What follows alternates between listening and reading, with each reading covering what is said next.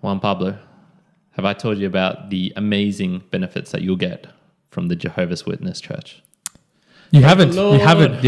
Do tell. What has happened for you to be talking to me about the Jehovah's Witnesses? I'll welcome the guests, our listeners first, to episode 85. 85. Of Meanderings. We're going to talk some bullshit today. Okay. And boy, did I have a week full of bullshit. Yeah. I had a little bit of this already. I've heard the... Yeah, so I sent this just on a private audio to you and a good friend of ours, Joseph. But it's obviously worth for the listeners to listen to this. It was just a very strange experience, man. So on that day, and this is, I think, ties into another point, which is like, if you're outgoing particularly for me, if I'm outgoing on like the morning of a particular day, it seems to just go throughout the whole day. It doesn't stop. So if I make an effort during the morning, or if I'm just in a situation where I have to be, which is what I was organizing like a gym membership for my mom. We're going out and doing shopping, so I'm like meeting people and blah blah blah. So it was just a lot more talking with like random people than I normally do. And so I went to the workout park, normal place. Random guy there as well, working out. I've never seen anyone else there. Started chatting with him, and he was like the 20 years older version of Joseph. Yeah. It was just so ridiculous how similar they were. It was so he looked very similar to our friend Joseph? He didn't look similar, but... Okay, he just acted and his demeanor. He said the exact same things. Yeah. Exact same things. It's just insane. But yeah, the more insane part was the actual crazy lady that I met. And... This is not a dig at Jehovah's Witness in person. She could have been of whatever religion. And it was the way she acted, which was, we had a normal conversation. She made a comment. She like approached me first because I was doing some workouts. Had my shirt off because I was doing handstands. It's just annoying with the shirt on. And she was like, "Oh, aren't you cold? Like I'm freezing." And it was a windy day and it was blowing. And yeah, because I was in a chatty mood, I chatted with her. So we got about like 7 minutes in and it was like wrapping up the conversation. And then she goes, "Oh yeah, by the way, like there's this really great website you can go on for if you're interested for like the coronavirus and how to stay safe and stuff." And that was a little strange because we hadn't mentioned that at all. And was that like a bit of out of the blue? So I was like, "Oh yeah, okay, that's cool." And she's like, "Yeah, no, you should really get your phone and like I'll show you it." And I was like, "All right, I'll do it." So I went it, and then she's like, "No, you have to go to the App Store." So I went to the App Store and she's like, "Now just type in jw.org. And that's when I was like, I think I know what this is. Sure enough, look up and it's Jehovah's Witness. She's like, yeah. Download it. And then like instantly from there, it was like, "Do you know about the 10,000 revelations in Ezekiel, blah, blah, blah." And I was like, and she listed like, one of those whole sermons, like a Bible sermon, like a full thing. She just press play out of nowhere, man. And that's fine. I was like, "Oh, I'm not particularly religious."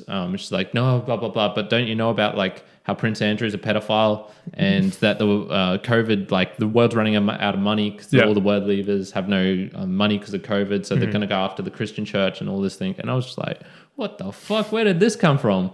It was just 0 to 100, man. There was no foreplay at all. It was straight like she went in dry. There wasn't any lube. Here's your dose of Christianity for today for the next couple of days. In fact, and here's an interesting thing. So I like that story. She was a good salesperson though, because in the end, terrible. Well, here's the interesting. So no, in fact, no, I disagree. Yeah, but go on. Okay, so the point I was saying is, so her point of view was to try to spread her message. What you've just done is you've shared that message now. No, wrong. Broader. Or do you think you're like retract in a negative sense? Okay. Well, we'll split it. We'll split it separately to that. So I would say that if her task was to spread the message, whether it was negative or positively, she succeeded. Okay. But she's probably not trying to do that. She's probably trying to spread it in the way like more people should. My dad grew up as a Seventh-day Adventist, and I was telling him this story because he likes stories like this because it reminds him of his own family. And he was like, "Yeah, no, she would have been 100% genuine. Like they cannot stop themselves from doing it because basically how they see it as, I'm doing all these good things. I'm going to go to heaven. You're not doing them, and you're going to hell. And we just had this great conversation. You seem like a really good bloke. You have to come with me to heaven. I want to try and save you. Like it's coming from a good place. I genuinely believe it's coming from a good place. But the way she did it was indicative of a crazy person. So You know, not talking shit about her actual religion here. I'm just talking shit about the way she acted and how she brought it up. You cannot do that and expect me to think that was normal. And expect me then to be like, you know what, this is a useful thing that's going to be applicable in my life. So if anything, she's really detracted from the Jehovah's Witnesses in general for me. I never really thought about them that much. I think I just knew that they sometimes wore suits and would come up to your house and chat with you. But not like strike up a conversation and then drop into some cheeky in there. She's probably the first one where I've had an extended conversation with, and it's left me with a very bitter aftertaste. Bitter distaste of that. So I disagree in that it was spreading the message, yes, but I mean... I'm not sure how sustainable that is if everyone who comes away from it is feeling like that. These people are crazy. But here's the interesting thing. So imagine that, let's say you're from the future. Let's say you're 50 years in the future, right? So you've now met your younger self, Kyrin. And you know that in a year, for whatever reason, some other future time traveler came and told you that if you didn't do this particular thing, like if you didn't go and brush your hair 3 times a day with alcohol, specifically like the most expensive vodka you can find, you will die. Okay. Now, you know that to be truth, 100% as a future person. Yeah. What do you think the younger self would say? You would think this old man is crazy. Well, if he appeared in front of me from a time portal, I'm going to take whatever he says imagine he's just walked in off the street because he's time portaled somewhere else. Well, I'm going to think he's an ignorant jackass because he doesn't realize like how he's going to come across, and that if he's going to spread a message like that, you can't spread it like that. So you can't tell me the news. So how would you, in that position, how would you try to say to your younger self, hey, you have to do this or you're going to die? Well, the more crazy it is, the more impressive the like not only logic behind it would have to be. Like there'd have to be I'd have to understand the chain of reasoning. So Yep. You know, he'd have to go through all the steps of how it got to the vodka in the hair. Yep. He'd also probably have to do just like something so mind-blowingly to showcase the fact that he's a future self or something. Cred. Yeah, he's got street cred from the future in essence. So he'd have to do something that's so far beyond what I think is possible now that I'd go, okay, this guy probably is from the future. So let's take it even, and you'll see the reasoning I'm trying to get. So like imagine that he got brainwashed at a year after like whatever time period you're in. So he doesn't know anything about you really because he got brainwashed. And he tells you this. Yeah. Like he's like, I got brainwashed. I can't really tell you, but I can say these things or whatever. What I'm trying to get at here is it still sounds like that for you. If you were coming in to try to show your younger self what you believe is like going to happen and what's going to seem crazy, do you still think that the better approach there is going to be just be quiet and trying to be understanding and become a friend and then be like, look, like it's going to sound crazy, but this is actually truth?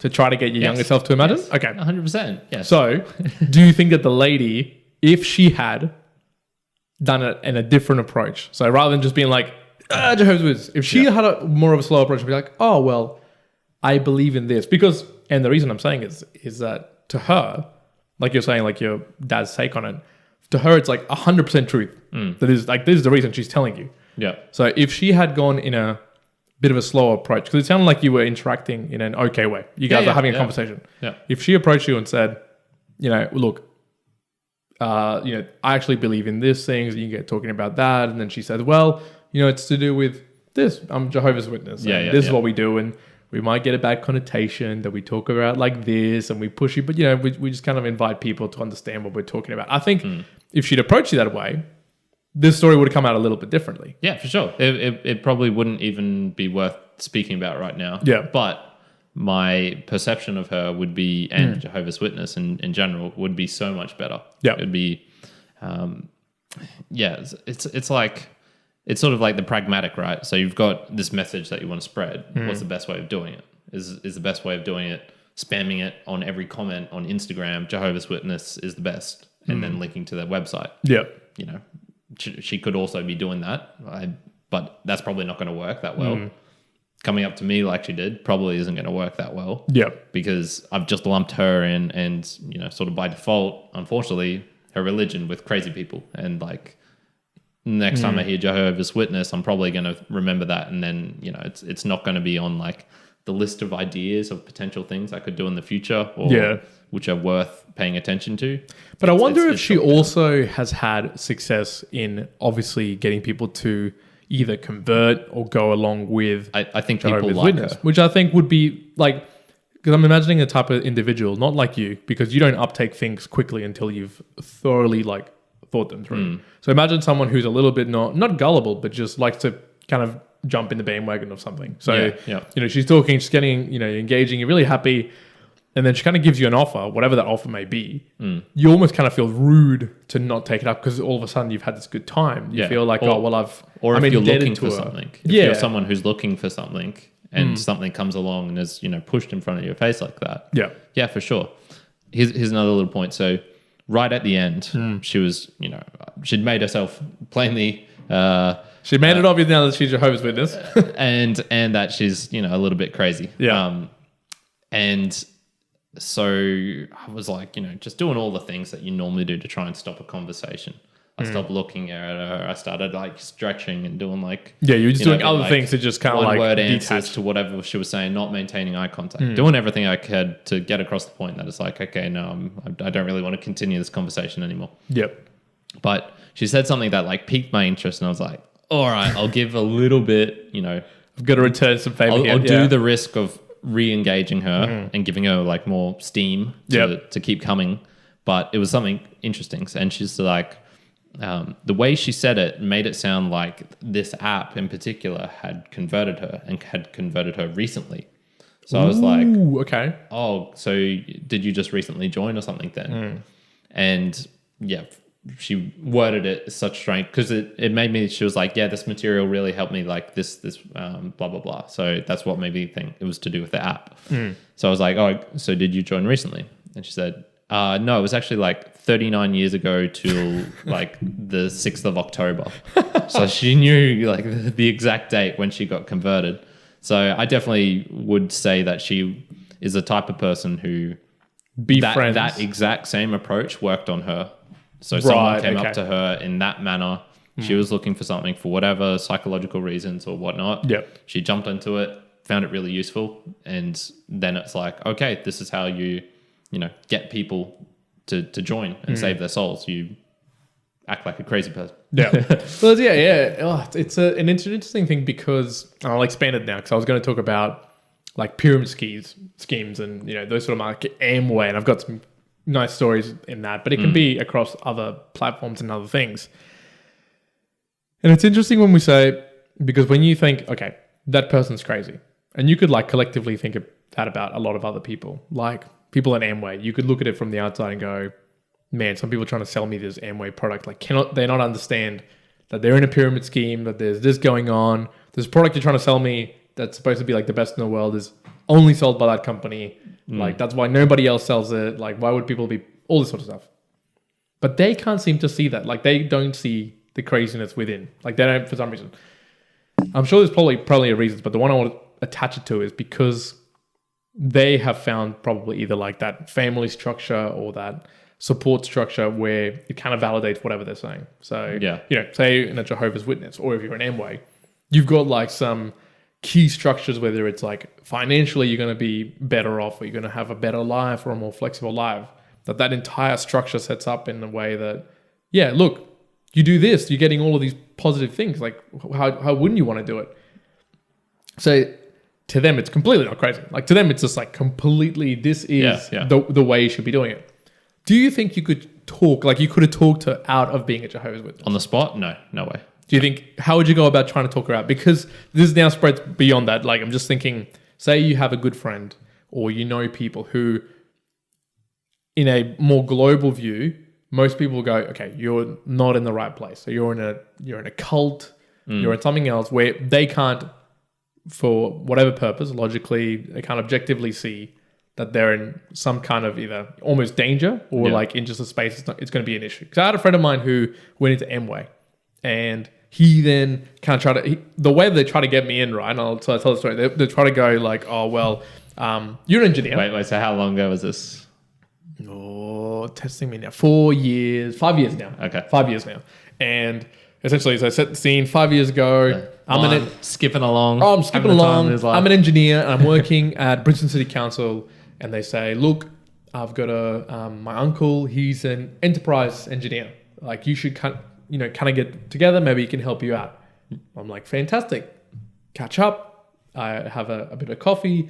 They say, oh, look, I'm catching up with old mate and a couple of other people here at the Broncos Club on Thursday. Like, how about you just come along and, we can catch up? Yeah. That's all that was said. Yeah. At which point I went there. I caught up and they're like, oh, we're just having this thing at the back. Would you like to come in? It's a full-blown Amway talk about like doing all these things. Gotcha. And then straight afterwards, they're like, oh, if you sign here, it's only $120 for the first month. And then you can do this and you can sell and you can make all this money. And, that's how they sold it. Yeah. And that point I was like, yeah, thanks, but no thanks. And they tried a couple more times to like do that. Yeah.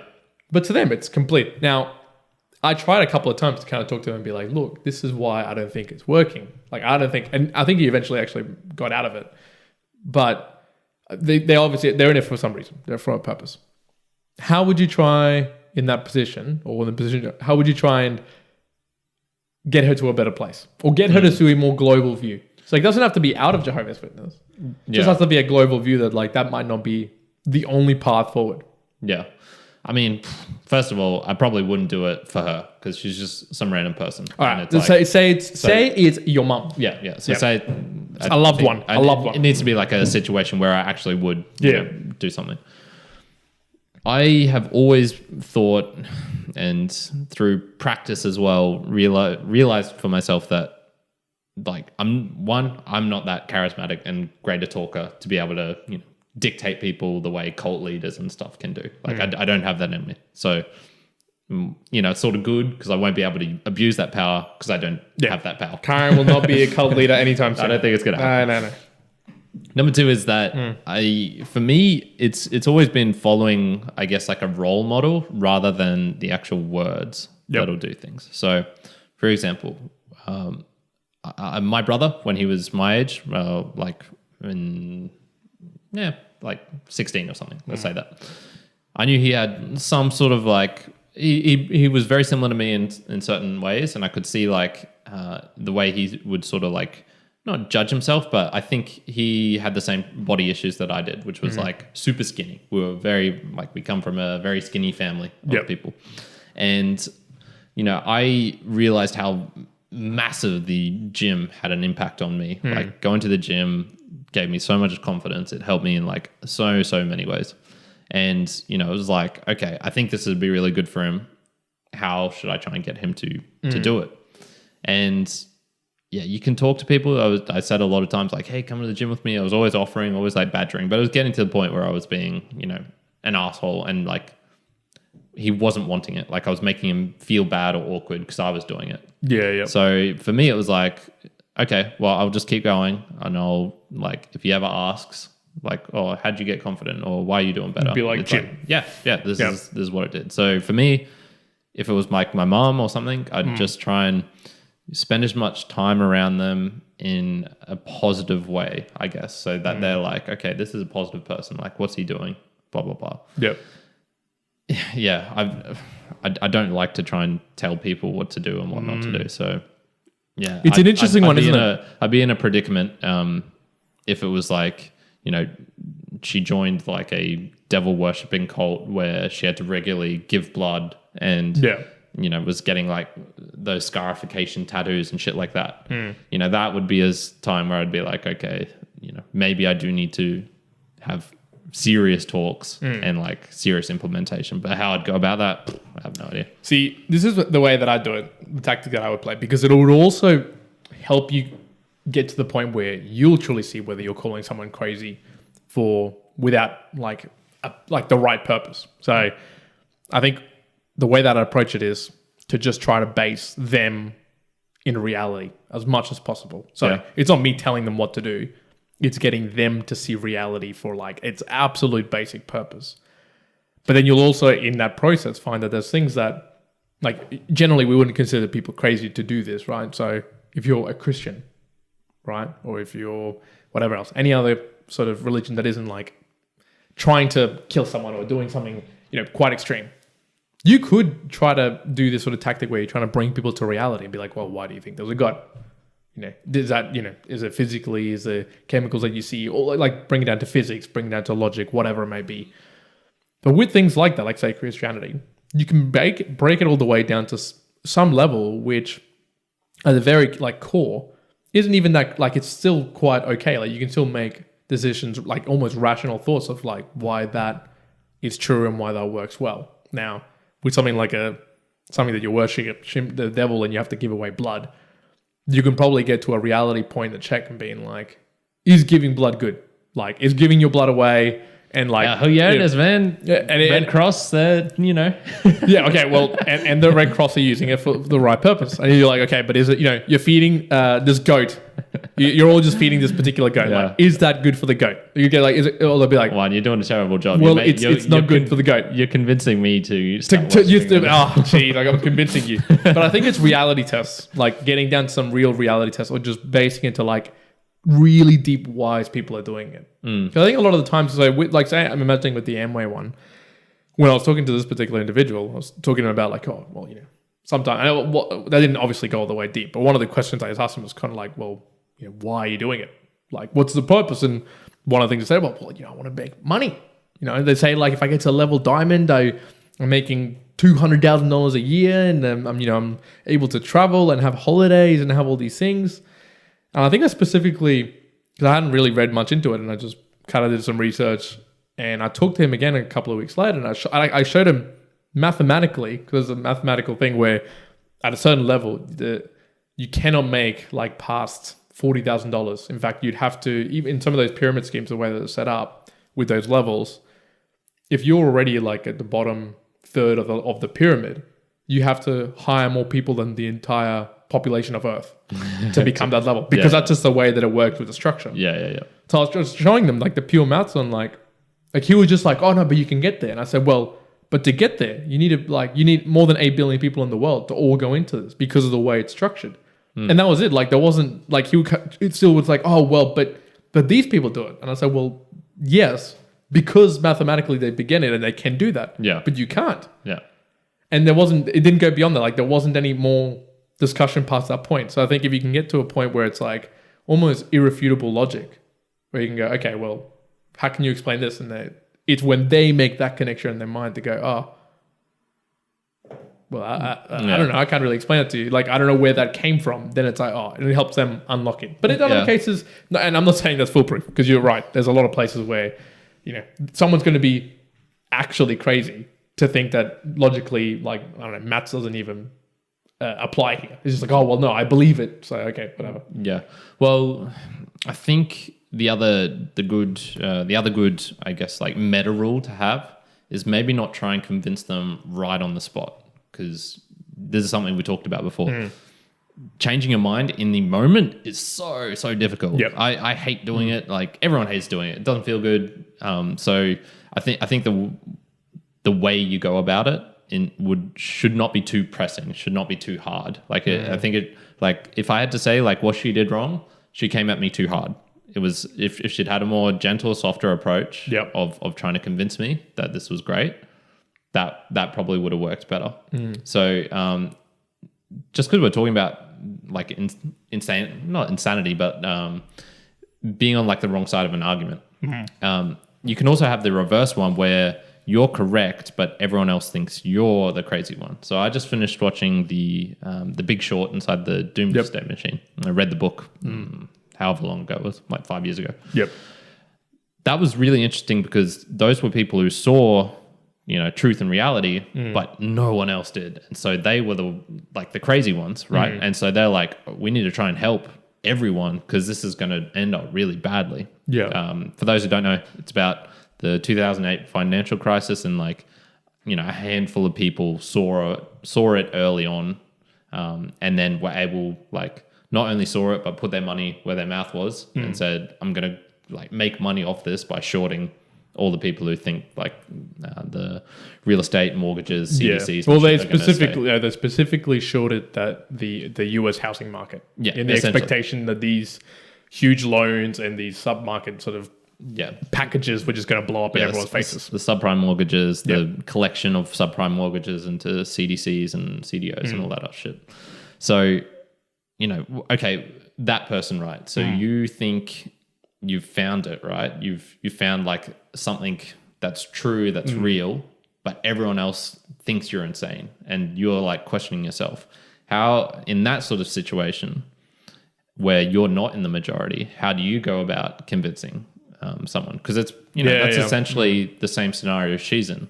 Yeah. She's in this one where she knows the truth, she knows the reality. Everyone else who's not a Jehovah's Witness, which is 99.99% of the world, doesn't.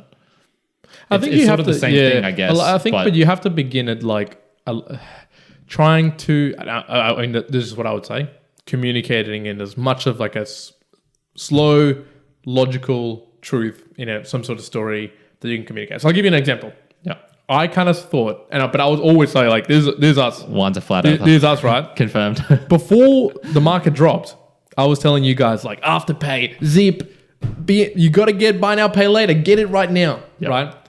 And this is from like actually doing research. Then the market came down and I kept like screaming it. I was like, this was coronavirus. I was like, everybody go get the shares like right now. Put everything you have into the shares right now.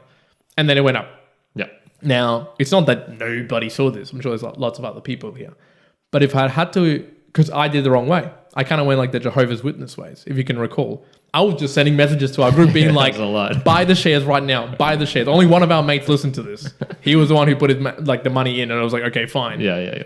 But if I had to do it all over again, I would have gone down the path of kind of explaining logically why that was my belief. So if I more specifically had said to you guys like, well, I believe these guys are going to make a lot of money because nobody's going to be spending at shops. Everyone's going to be buying online and they want to be buying online with the money that they're getting from the government in like spread out installments. That might have been a more believable story and being like, that makes sense. Kind of like how our friend Joey was like, people are staying at home. They can't go and get food. They might get prepackaged meals. They're going to get delivered. Like that has logical reasonings as to why that would happen.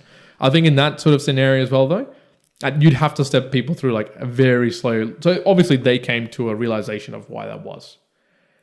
If I can recall it correctly, with that opposite side of it though, people thought that the economy as a whole had enough power going through it, that these hiding away CDCs and subprime loans were like, oh, well, these are just small things. And they were until a turn happened. Then it caused catastrophe. Yeah. So everyone was kind of focusing on the rosier picture. If you, I'd almost go in that point to be like, okay, but what if we go like, what if this path happens? Because you can say like, if this happens, let's just assume it happens.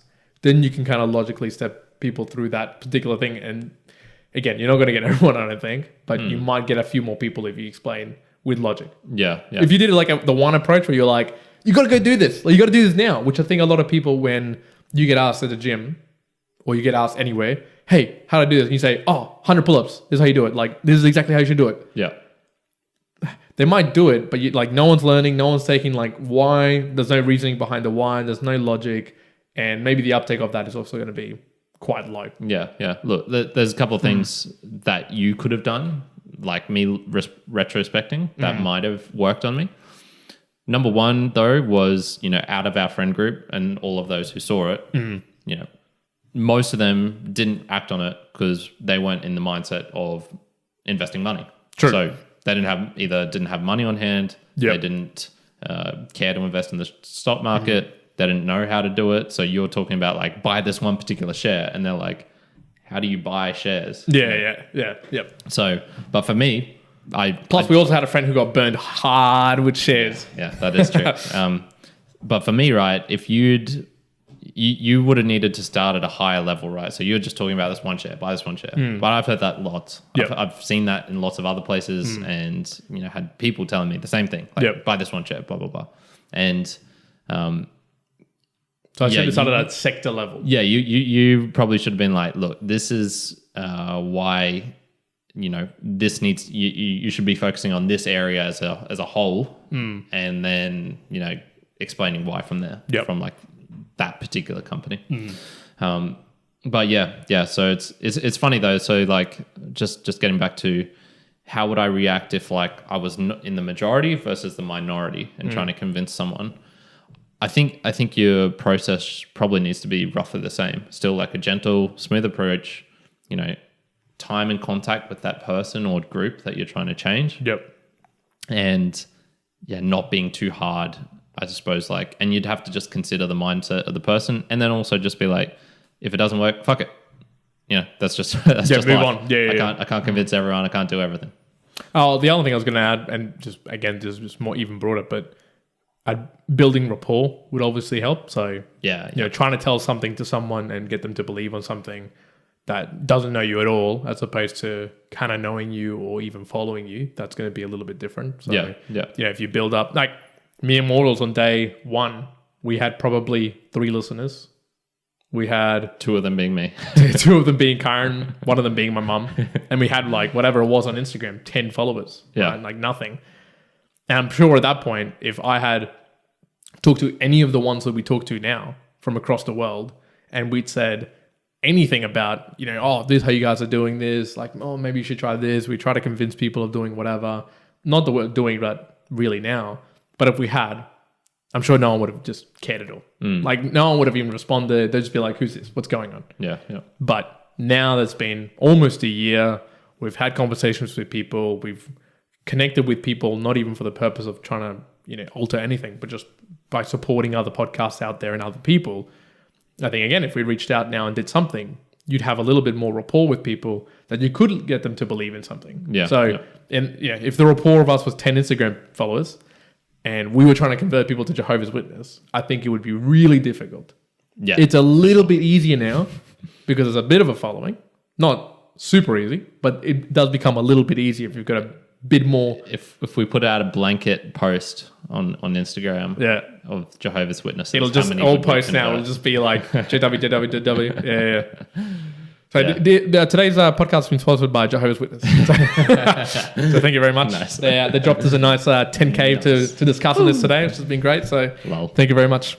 No, to cap this segment off, I'm going to just reiterate something I've said a bunch of times before. Say it. I don't try and convince people. You do whatever the hell you want. I do not care. I do not care to convince you or tell you anything in particular. If you're asking me for advice or something, I would definitely share. But yeah, I don't care. Do what you want. Good. Do what you want is my phrase. It's a statement for today for the Meanderings. What have you got, man? Well, I got a couple of other things. A lot of them, and I've got to say, I thought today's was musings that we were going to be doing. I said Meanderings, which kind of got me a little bit off. So I had a couple of things, but I'm just going to keep it to one because I know we went a little while with that one. Here's a question. When do you think you're really at your strongest or weakest? Wait, So when are you really at your strongest or your weakest? And I'm not talking about like a particular time of the day. Okay. I'm not talking about, what I'm more talking about is holistically, mindset, you know, drive, what you want to be doing something. I was listening to this thing just before by Jay Shetty, who was, and this is one I want to talk to you about. This guy was, and I've seen him, you might not know who this guy is, but if you hear it, his voice, then or his face, you might recognize him from a couple of ads that started popping up. Okay. So he was I think he used to work for like Accenture and did all these weird things back in the day. He was from Europe, England. Yep. And then he became a monk. He was a monk for a long time. And then he decided to move away from being a monk. And spent 7 years after being a monk doing some other stuff, and is now kind of sharing what life was like, what he learned, and all this couple. And he's really, really good, cool guy. I heard him speak today, and I was like, oh, this dude knows his stuff. If you see his little snippets, it's pretty awesome. Yeah. But a full interview, I was like, man, this guy is really cool. Yeah. But he was talking about, so this is the perspective where I got this thought from. So he was sharing how, you know, this particular young guy came into the sensei's room. And he started talking about like 18 years old, and he thinks like, oh, you know, I know all this. I'm smart. Like I've learned all this sort of stuff. I can do all this. And the sensei, what he did is he put a cup with a bit of tea, and he filled it up. He filled it up to the top, like right up to the top. Yeah. And then what he did is he just kept filling it up. He just kept filling it with more water. And the guy was like, you know, what are you doing? What are you doing, right? And he said, well, you know, when you're in a state where you feel like you know it all and you know all these things, well, one, you can't fill anything more in, right? So is that a point of strength? Or is that a point of weakness? And what he was trying to get at, Jay, was actually if you empty yourself out and you've got space to pour more tea in, then you're at a stronger position because you can keep on taking more things on. So I kind of extrapolate because it was that was more specific to what they were trying to talk about. But I wanted to spread it more as, imagine Usain Bolt and imagine like the second and third best runner in the world. When he won, like say 100-meter race, at that point, I don't believe Usain Bolt was at the strongest that he would be like holistically as a human. I think that he would have been the strongest in terms of like his drive, his mindset and all that when he was like second or when he was third, like when he was still coming up into it. Once you reach the top spot, you're a little bit weaker. Weaker in the sense like that one, you don't have like the drive to keep you pushing you forward. Two, there's like, okay, well, I've accomplished it. Now it's like, it's okay if I just step away. So there was this thought in my mind of like, okay, you're kind of stronger at like the point in the transition before you get there. But I wanted to open up a little bit that in a more broader perspective because, I was like, okay, does that hold valid in like all cases? Or could you think like, oh, well, no, there could be others where you're actually just stronger when you're at the top. Yeah, well, I mean, look, I don't think that necessarily translates because, if you're an egomaniac and you get to number one, you want to stay like you love the attention, you love being number one. That could be that taste of what it is to be number one could drive you even harder, even further heights. And if you're, not that type of person, say you're a number two all the time. Yep. And, you want that spotlight, you want it so bad that you're willing to do anything. And then that's when you make, stupid decisions. You start doping, you start, overtraining, you start doing blah, blah, blah. Yep. So I don't think it necessarily necessitates that, just in that one example you gave. So I'd say that, definitely depends on the personality and the context. For me, I guess it'd be like if my mind is relatively uncluttered is probably when I'm at my best, at my strongest. If I've got like a lot of things going and I'm, it's probably more like an overall mind state. So if I've had like 5 sort of days in a row where I've, left my wallet in the house, so I had to go back and do this extra thing, and then now I'm rushing, and now like I can't do my workout in the afternoon, and that like goes across a couple of days. That's probably when like if a family member was to die, that's like the weakest point for you to be. That would definitely be the weakest. Whereas if I was in a more calm and composed, those same events happening, but maybe was in a more relaxed state, had one less thing on my plate, then I could be like, well. You're stronger to deal with it, I guess. Yeah, it would still, suck the life out of you, but, you could probably handle it better. Yeah. I would be, a little deviation from that because I don't mind when you've got like a million things happening. I don't mind if it's like, it's an incredibly busy day or you have a lot of things. Like I almost sort of enjoy that. Like I would just if I've got less things, I just get bored. I'm just like, oh, well, I just don't really want to be doing all these things. Yeah, I don't mind having lots of things. I suppose maybe like unexpected, stupid shit things that come up. Ooh, so, okay. The computer crashing, leaving the wallet at home. Like those, I don't mind being busy, but if it's like busy. Unproductive and busy. Yeah, that's probably a good way of putting it. Yeah, what I was going to say, for me, it would be definitely emotions control your decisions. So I think when you've got like just really weak emotions in the sense of like you've got no control over your emotions, that's to me when you'd be like up your absolute weakest because anything at that point you're susceptible to like anything, whether it's, just being angry for no reason, lashing out on people, not making the right choices, whatever.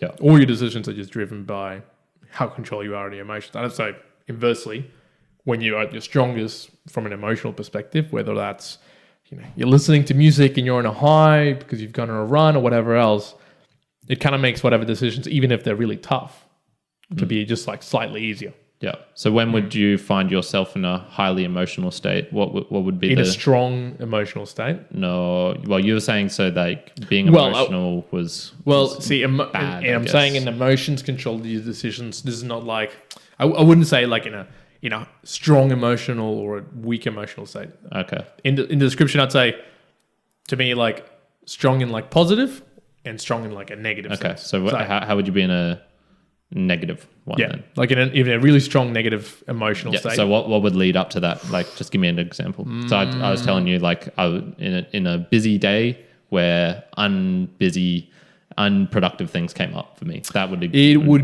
would be like an escalation of little emotional like tasks or little emotional like points in time that I would go and make the wrong decision over and over and over and let them build up without like any stopping sign. So like I was saying, like, I have this list which I try to like use to be able to like plateau me and bring me back up. If I don't do anything like that, if I just like continue. So the exact example would be like, imagine I've got like back-to-back meetings, and in the first meeting I do like, start making decisions which are controlled emotionally, and I'm just getting angry at people. Okay. And you go straight to a second meeting where you're already in that state. And then people just start being like annoying. No one's like doing things on time, and you're even more annoyed. Yeah. Then you get to like the fourth, fifth meeting. And by this point, you're like, now you're thinking, well, I'm not doing all my other work. Like these people are just useless. They're not doing their work. You're in this like terrible emotional state. Yeah. And then whatever, like a horrible thing happens. Imagine at that point, you'd just be in like such a weak state to me, like a really strongly negative emotion that you'd be like, no, I can't handle this. Yeah. Inversely, if you again just had 5 back-to-back meetings, but you started the first one off, say for me, in a positive way, where I was like, oh, okay, cool, we did this. Even in the second one, when there was like some bad things happening, she's like, oh, good, whatever, cool, that happens. Sure, let's keep going, whatever, blah, blah, blah. 5 meetings go by, you kind of almost feel like, oh, all this crap things happened, but cool, like I acted in a really, like in a good way to this. I feel emotionally fine. And then something crazy happened, like you crash a car, and you're like, oh, well, like, things happen, at least I didn't die, blah, blah, blah. Yeah. So I think it's the build-up of those little emotional junctions that get you all the way down the path. Yeah, for sure. It's hard for me to picture like just going from like nothing to like just like absolute insanity. From an emotional state. And I think if you do go like that, then you need to like then you're that lady. Yeah, you need to check in if you're a Jehovah's Witness. So good. All right. Well, that has been Meanderings, Nice. Another Meanderings from the Mere Mortals. Kyrin, where can people inspect with their eyeballs how we're looking these days? jw.org. Ooh, it's our new website. It's our If you new go to jw.org, you'll automatically get redirected to YouTube, or we'll just hack jw.org. It'll just be like a big picture of Kyrin and be like, "Turn me now, JW." Dang, but no, you can find us on the tube. Yep, on YouTube. Yep. Also on Instagram. Also meremortalsmedia.com. Yep. Also on TikTok and Facebook as well. You can find us on Facebook. And Facebook. Yeah. But if you really want to interact with us, it's going to be YouTube. It's going to be Instagram. Go there, connect, Yep. send us messages, drop a DM. I've started sharing a daily story of a new podcast I'm checking out or trying something out. So if you're a podcaster and you want to get like a little bit of a shout out, if you interact with us more, I'm more likely to shout you out. There's So some a little tip incentives there. Yeah. Excellent. All right, buddy. One out. Kyrin out.